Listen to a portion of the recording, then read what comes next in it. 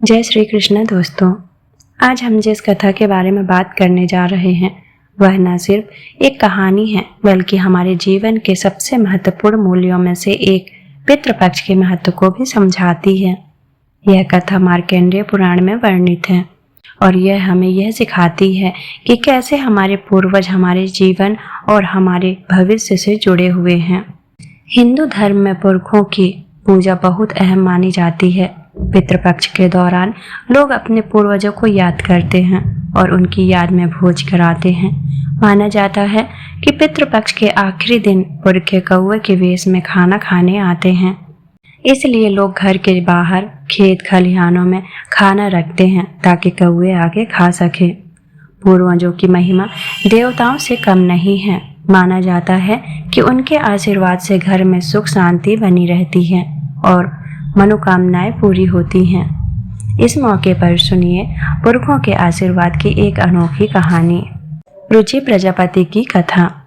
बहुत समय पहले की बात है। एक अत्यंत ज्ञानी और तेजस्वी ऋषि थे जिनका नाम था रुचि प्रजापति। वे अपनी युवा अवस्था से ही घोर तपस्या में लीन थे और उन्होंने आजीवन ब्रह्मचार्य का व्रत लिया हुआ था। उनका एकमात्र लक्ष्य मोक्ष प्राप्त करना था और वे मानते थे कि विवाह और गृहस्थ जीवन इसमें बाधा बन सकते हैं। एक दिन जब वे अपनी कुटिया में ध्यान कर रहे थे तो अचानक उनके सामने एक अद्भुत दृश्य प्रकट हुआ। उन्होंने देखा कि उनके पितृगण उनके सामने खड़े हैं। वे अत्यंत दुखी और कमजोर दिखाई दे रहे थे। उनके चेहरे पर उदासी थी और उनके शरीर पर धूल जमी हुई थी। पितृगणों ने अत्यंत दुख भरी आवाज में रुचि से कहा, पुत्र रुचि, हम तुम्हारे ही पूर्वज हैं। तुम्हारे ब्रह्मचार्य के कारण हमारा वंश आगे नहीं बढ़ पा रहा है। तुमने विवाह नहीं किया है और ना ही तुम्हारी कोई संतान है। हमारे वंश का कोई भी व्यक्ति अब तक पितृ ऋण से मुक्त नहीं हुआ है। तुम जानते हो कि पितृ ऋण को चुकाने का एक ही तरीका है, वंश को आगे बढ़ाना। यदि तुम ऐसा नहीं करोगे तो हमारा वंश यहीं समाप्त हो जाएगा। हमें ना तो सद्गति मिलेगी और ना ही हमें मोक्ष प्राप्त होगा। हम इसी तरह दुख भोगते रहेंगे। रुचि ने अपने पितृगणों की दुर्दशा देखकर पूछा, हे पितृगणों, मैं तपस्या कर रहा हूँ और मोक्ष की राह पर हूँ। यदि मैं विवाह करता हूँ तो मैं माया जाल में फंस जाऊंगा और मेरी तपस्या खंडित हो जाएगी। क्या मेरे लिए यह उचित है? इस पर पितृगणों ने उन्हें समझाया, पुत्र, तुम गलत सोच रहे हो। गृहस्थ जीवन कोई बंधन नहीं बल्कि एक धर्म है। यह मोक्ष की राह का ही एक हिस्सा है।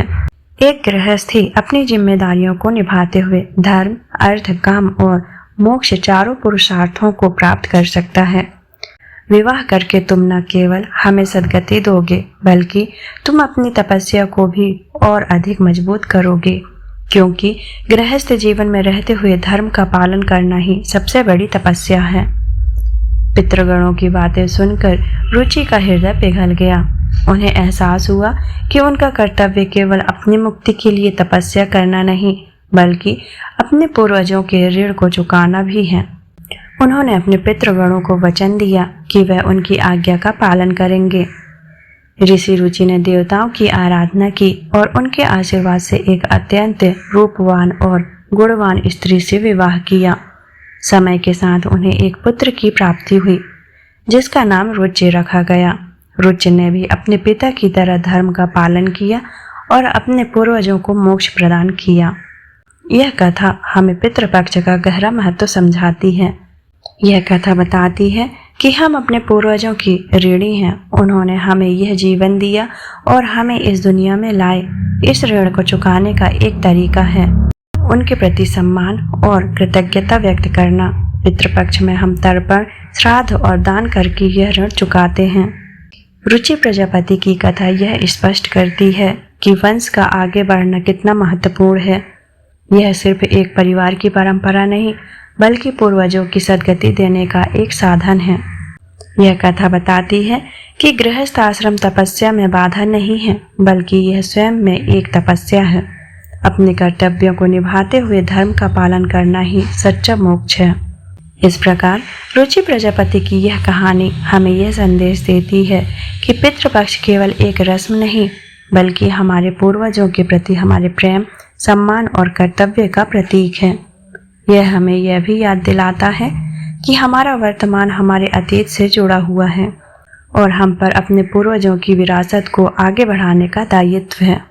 इस कहानी से हमें यह प्रेरणा मिलती है कि हम भी अपने जीवन में अपने बड़ों का सम्मान करें, उनकी शिक्षाओं को अपनाएं और उनके दिखाए रास्ते पर चलें।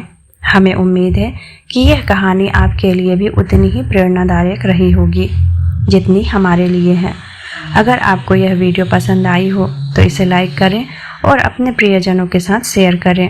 हमारे चैनल को सब्सक्राइब करना ना भूलें ताकि आप ऐसी ही और ज्ञानवर्धक कहानियों से जुड़े रहें।